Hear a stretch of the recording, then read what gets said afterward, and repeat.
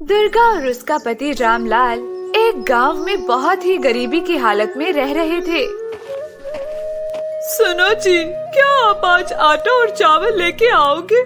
घर पे कुछ नहीं है। दुर्गा, तुम्हें तो पता ही है हमारी हालत। अब इस उम्र में मुझे कोई काम भी तो नहीं दे रहा है।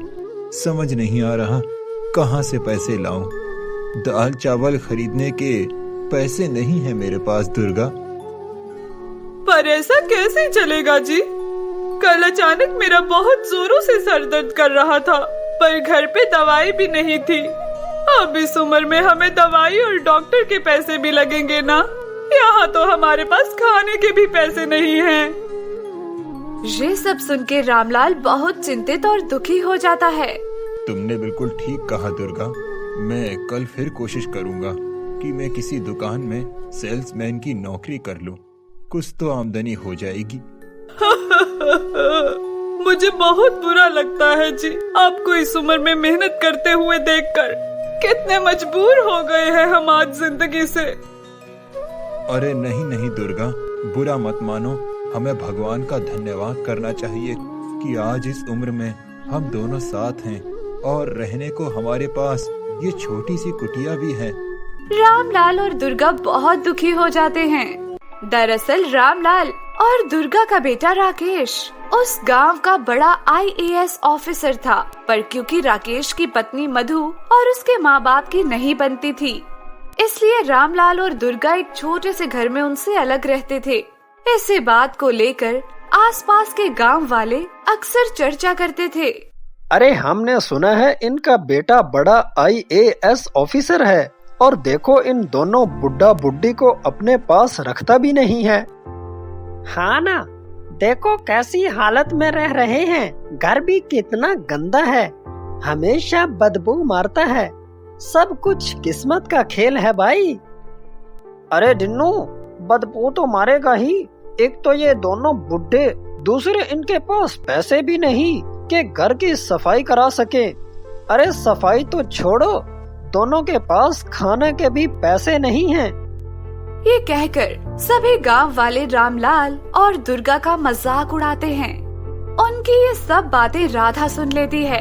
राधा राकेश के बड़े बंगले की नौकरानी थी। उसे ये सब देखकर बहुत बुरा लगता है, पर वो कुछ नहीं कह पाती। जब जब उसे मौका मिलता, वो दुर्गा और रामलाल के लिए राकेश के यहाँ से चुपचाप अच्छे अच्छे पकवान लेकर आती और इन दोनों को खिलाती। एक दिन राधा बहुत अच्छे पकवान लेकर दुर्गा के घर पहुँचती है। दुर्गा काकी, कहाँ हो? मैं आपके लिए कुछ पकवान लाई हूँ। आप और रामलाल काका खा लीजिए।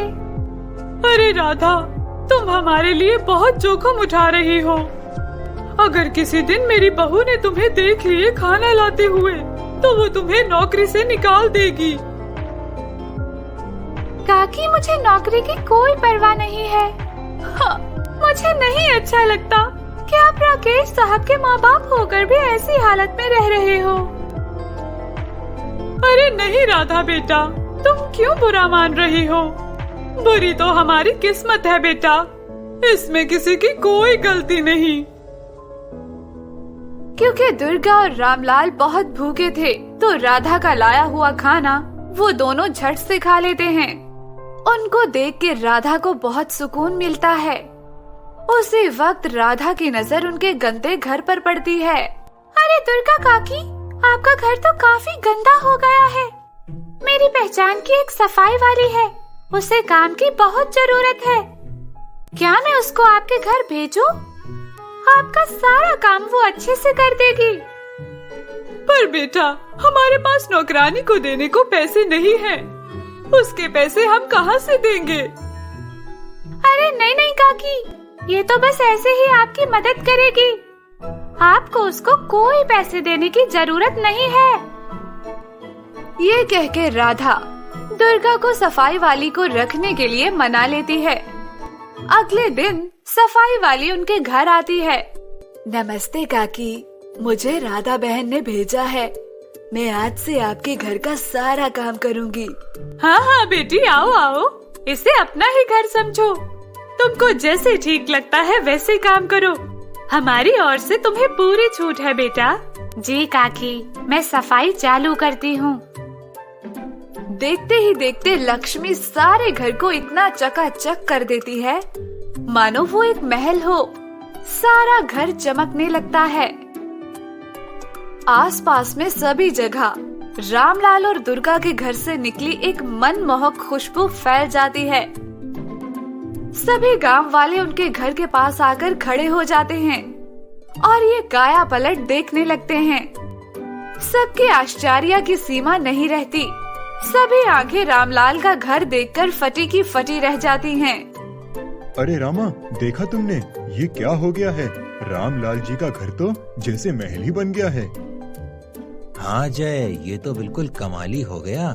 जिस घर में से कूड़े की बदबू आ रही थी, उसी घर में से इतनी अच्छी खुशबू जो सारे गांव में फैल गई है। ये तो किसी चमत्कार से कम नहीं है। काकी, मेरा आज का काम खत्म हो गया। अब मैं घर के लिए रवाना होती हूँ काकी। कल आऊंगी अब। बेटा लक्ष्मी, तुमने तो हमारे घर की काया पलट ही कर दी है। घर को इतना सुंदर बना दिया मानो ये महल हो। काकी, ये तो मेरा फर्ज था। अच्छा, अब मैं चलती हूँ और कल आऊंगी। अगले दिन लक्ष्मी आके फिर दुर्गा का काम करने लगती है और जादू करके उनके घर पे ढेर सारा राशन भर देती है। अब उनके घर पे ढेर सारा राशन आ जाता है जो अब साल भर भी खत्म नहीं होगा। दुर्गा कमरे में आती है और ढेर सारा अनाज देख के बहुत खुश हो जाती है। वो लक्ष्मी से पूछती है, लक्ष्मी बेटा, ये राशन कहाँ से आया? हमारे घर पे तो अनाज का एक दाना भी नहीं था। पास वाला दुकानदार दे के गया है काकी। उसने कहा पैसे की कोई बात नहीं, आप राशन रख लीजिए। अरे वाह, ये तो सचमुच चमत्कार है। हाँ बेटी लक्ष्मी, ये तो सच में चमत्कार है। अब हमें साल भर राशन लाने की कोई जरूरत नहीं है। चलिए काकी, मेरा आज का काम भी खत्म हुआ। अब मैं चलती हूँ, कल आऊंगी। ये कह के लक्ष्मी घर चली जाती है। अब वो जब जब रामलाल और दुर्गा के घर काम को आती है, बड़े बड़े चमत्कार होने लगते हैं और अब उन दोनों की छोटी और गंदी झोपड़ी एक महल में परिवर्तित हो जाती है। दोनों बड़े सेठ सेठानी बन जाते हैं और बिल्कुल आराम से रहने लगते हैं। अब उनके घर पे किसी चीज की कमी नहीं रहती। पैसा, धन धनिया, ऐशो आराम सब भरपूर है। दोनों बहुत खुश रहते हैं। लक्ष्मी जब जब उनके घर आती, कुछ न कुछ बड़ा चमत्कार हो जाता और उन दोनों की दुनिया ही बदल जाती। उनकी ये ऐशो आराम और भरपूर दौलत की खबर उनके बेटे राकेश और बहू मधु तक पहुंचती है।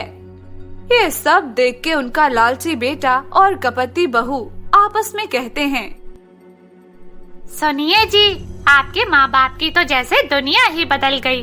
और मैंने सुना है उनकी सफाई वाली बड़ी चमत्कारी है। उसके कारण ही इन दोनों बुढ़ा बुढ़ी के घर पे ऐसी बरकत हुई है। हाँ मधु, सच कह रही हो। चलो माँ बाबूजी को अपने घर ले आते हैं, तो सफाई वाली भी हमारे घर आएगी और हमारे घर पे भी पैसों की बारिश होगी और हम मालामाल हो जाएंगे।